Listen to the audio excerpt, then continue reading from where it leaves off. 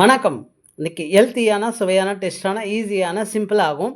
இது காஞ்ச திராட்சை பழம் பண்ண போறேன். இது எப்படி பண்ண போறேன்னா, ஆவியில வேக வச்சு எடுத்து நிழல்ல காய வைக்க போறேன். இப்போ திராட்சை பழம்லாம் க்ளீன் பண்ணி எடுத்து வச்சிருக்கிறேன். இப்போ இத கழுவிட்டு, வாஷ் பண்ணிட்டு, இட்லி குக்கர்ல வேக வச்சு எடுத்துக்க போறோம்.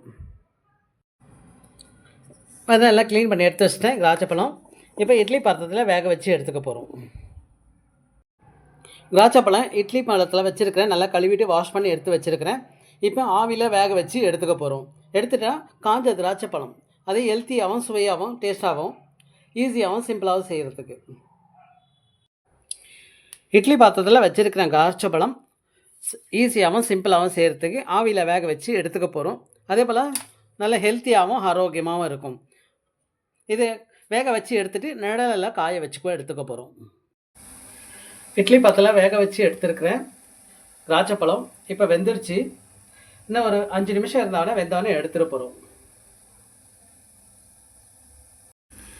இப்போ திராட்சை பழம் வெந்துருச்சு. இப்போ எடுத்துகிட்டு போகிறோம். இது எடுத்து நிழலில் காய வைக்க போகிறோம். அதே போல் இயற்கையாகவும் இருக்கும். அதே போல் அந்த கலர் மாறாமல் அப்படியே இந்த கலரோடு இருக்கும். ஹெல்த்தியாகவும், ஆரோக்கியமானது. வெந்துருச்சு. இப்போ எடுத்துருவோம். ஈஸியாகவும், சிம்பிளாகவும், ஹெல்த்தி, ஆரோக்கியமான திராட்சை பழம், காஞ்ச திராட்சை பழமாக ரெடி பண்ணிட்டேன். இப்போ வேக வச்சு எடுத்துட்டேன். சுவையாகவும் இருக்கும், டேஸ்ட்டாக இருக்கும். அதே லேசாக புளிப்பு தன்மையும் இருக்கும். ஈஸியாகவும், சிம்பிளாகவும் திராட்சை பழம் வேக வச்சு எடுத்து வச்சது ரெடி. அதே போல் ஹெல்த்தியாகவும், ஆரோக்கியமாகவும் இருக்கும். இப்போ இதை நிழலிலே காய வச்சு எடுத்துக்க போகிறோம்.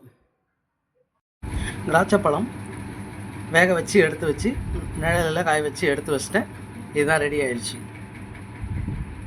காஞ்ச திராட்சை பழம், ஹெல்த்தியான, சுவையான, டேஸ்டான, ஆரோக்கியமான காஞ்ச திராட்சை பழம் ரெடி.